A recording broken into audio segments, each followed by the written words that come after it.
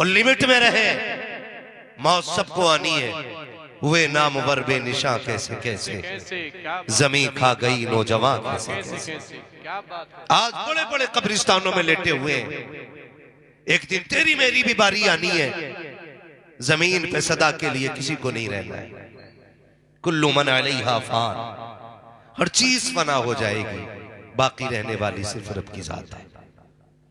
उसके अलावा कुछ भी बाकी रहने वाला, कुछ भी बाकी रहने वाला नहीं है। अगर खुदा ने 4 सजदों की तौफीक दे दी है तो फिर किसी को जलील समझने की जरूरत नहीं है। अगर वक्त की पाबंदी से 2-4 दिन मस्जिदों में आने लग गए हैं तो फिर किसी को हकीर समझने की जरूरत नहीं है। अगर अल्लाह सजदों की तौफीक दे दे तो रो के अल्लाह से उन सजदों की मकबूलियत की दुआएं मांगा करो, उसको राजी करने की कोशिश किया करो, इसलिए कि वो ऐसा बेनियाज है। अगर वो रूह नाराज होने पे आए तो करोड़ों बरस की इबादत मुंह पे मार देता है, और अगर कबूल करने पे आए तो एक कुत्ते को पानी पिलाने वाले को जन्नत अता फरमा दे। क्या बात है, जिंदाबाद जिंदाबाद, क्या बात है।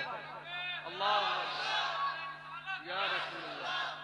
मैं इसलिए नौजवानों से कहना चाहूंगा, रिश्ता अपना रब से मजबूत करेंगे इंशाअल्लाह। समझ रहे ना? कह रहे हैं जी दुआ करिए, 4 उम्रे करिए आया, 4 तो एक साल में करता रहा। कह रहा अल्लाह का शुक्र है अब्बा ने 6 उम्रे करे थे। एक कह रहा 16 उम्रे करे थे। पड़ोसी आके कह रहा ये तो पूछो जमीन कितनी मारी थी उसने। कंडीशन समझे जरा। हमें नेकियां सिर्फ याद रहती हैं और किए हुए पाप भूल जाते हैं। 4 दिन मस्जिद में आया, कह रहा इनके पीछे नमाज नहीं होगी। क्यों? क्या अंगूठा हिल गया? तू पूरा हिल गया तो कुछ नहीं, और इमाम साहब का अंगूठा हिला तो नमाज खत्म। ये अल्लाह से दुआएं मांगा करो। अल्लाह जो सजदे करके हम निकले ना, ये कहीं मुंह पे ना मार देना। हम वैसी इबादत नहीं कर सकते जो तेरे लायक हो, लेकिन मालिक जैसी तौफीक है हम आ गए ना, मालिक बख्श दे। अपने अमाल का मुहासबा करें। दूसरे पे तनकीद करने से पहले खुद को देखें हम। क्या ये रवैये हमारे नहीं? 10 लोग मस्जिद में पाबंदी से नमाज पढ़ रहे हैं, एक बंदा कह रहा है हाजिर हो जाए किसी टाइम में बाई चांस, तो लोग शोर मचाते हैं, अरे भाई फला नहीं आया, जबकि मसला उसका नहीं कि वो नहीं आया, ये बताना चाहता कि मैं आया हूं, मैं आया हूं। इस जुमले का मतलब ये होता है कि मैं आया। अगर खुदा आपको मस्जिद में ले आया है और तुझे अपने घर में जगह दे दी है तो फिर उसे रो के मना, उसे गिड़गिड़ा के मना। अगर तू किसी वक्त में आ गया है और अगर नहीं आया, पूछो यार ये क्या कर रहे हो कि फला नमाज में नहीं आया, हो सकता कोई मजबूरी रह गई हो, तुम्हें क्या जरूरत पड़ी है किसी के रात से पर्दा उठाने की।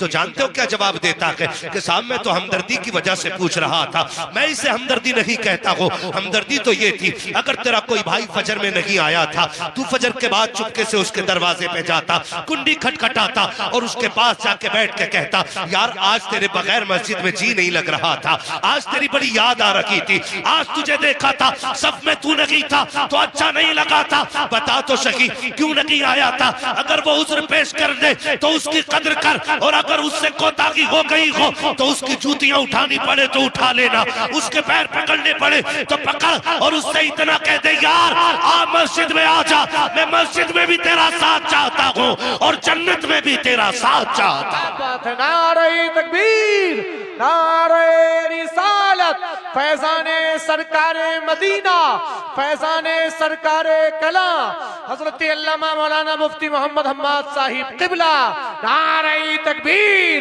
नारे रिसालत। ये 4 सजदों का घमंड है, लेकिन याद रखना अल्लाह सबका है, अल्लाह सबका है, अल्लाह सबका है। वो नेक का भी है, वो गुनाहगार का भी, वो सबका है।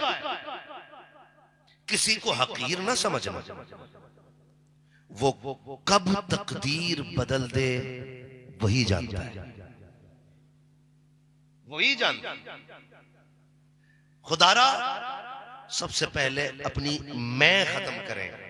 ये जो अना है ना हमारी, हाँ मैं अभी अपने इसी इलाके में पिछले साल शायद मस्जिद में बैंड चली थी कि गोली चली अपने, मतलब इसी यूपी वेस्ट के अंदर है ना,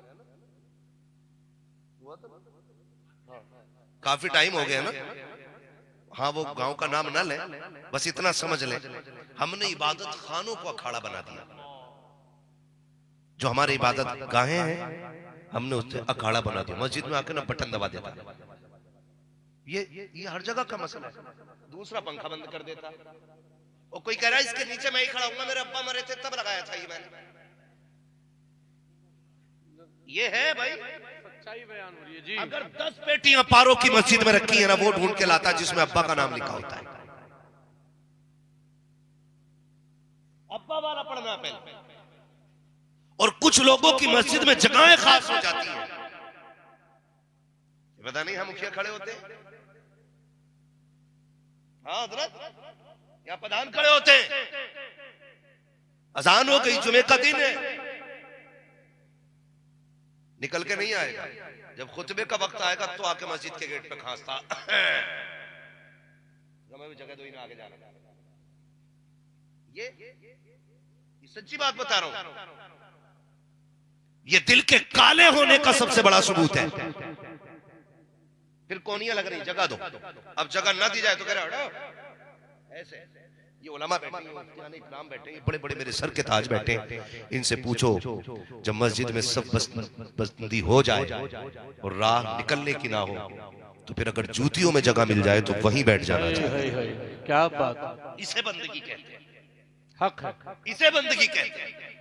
कह रहा मेरे बाप ने 16 उम्रे किए थे, लेकिन वो जो 6 बीघे भाइयों की लेके मरा है कोई उसका तस्करा करने के लिए तैयार नहीं। वो जो पूरी जिंदगी गरीबों को सताता रहा है कोई उसका जिक्र करने के लिए तैयार नहीं। हद तो तब हो जाती है जब मरने वाला भी पापी है, गवाही देने वाला भी पापी है और कहता मैंने रात उसे जन्नत में टहलते देखा है। तूने जन्नत देख ली, उसे जन्नत में देख लिया।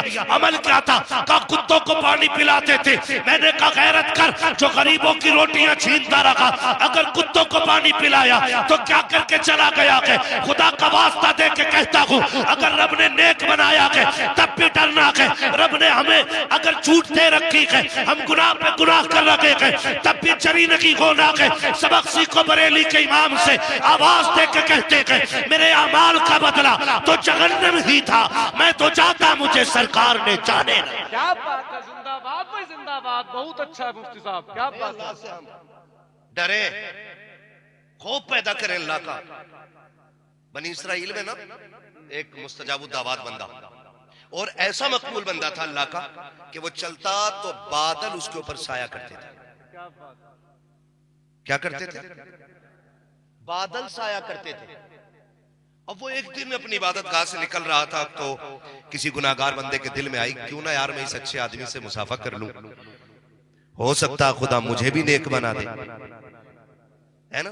और ये सोच के उसने हाथ बढ़ाए ना गुनाहगार बंदे ने, तो उसने अपने हाथ पीछे कर लिए।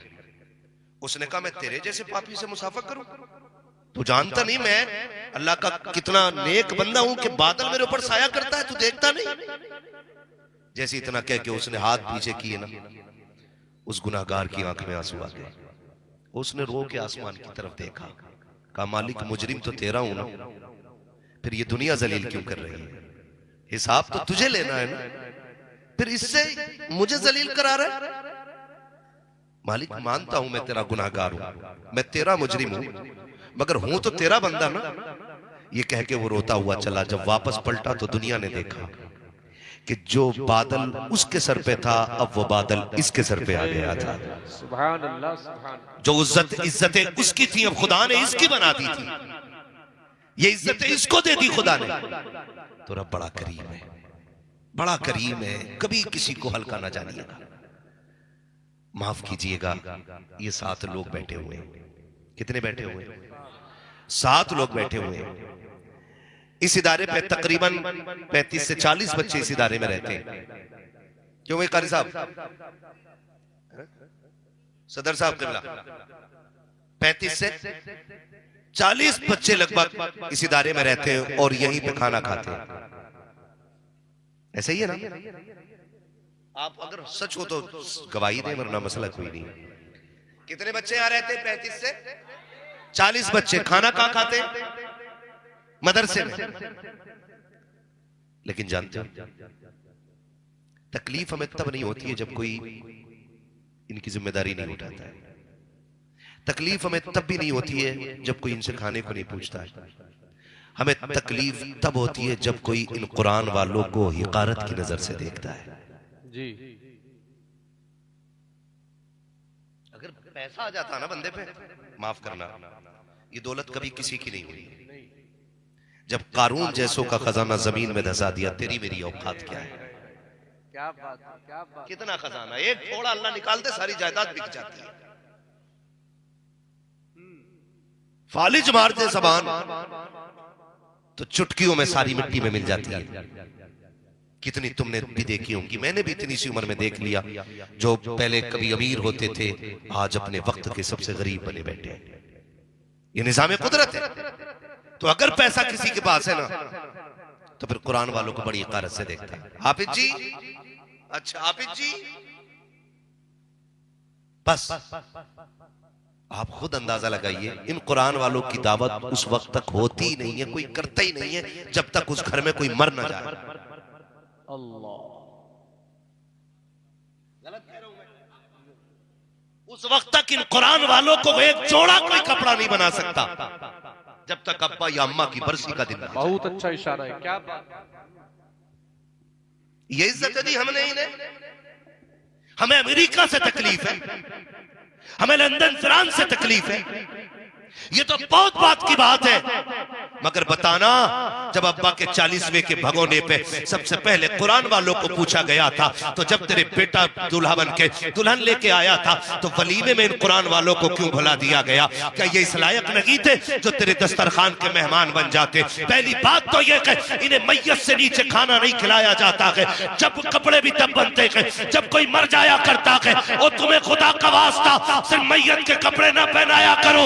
अल्लाह तुम्हें तौफीक दे, ईद के दिन कुरान वाले का हाथ पकड़ बाजार लेके जा और कह, सुन, जो कपड़ा मेरा बेटा पहनेगा वही कपड़ा हुजूर का मेहमान पहनेगा, वही कुरान वाला पहनेगा। गारंटी देता हूं, शायद तेरी ईद की नमाज से भी खुदा इतना राजी ना हो जितना कुरान वालों की खिदमत से खुदा राजी हो। क्या बात है।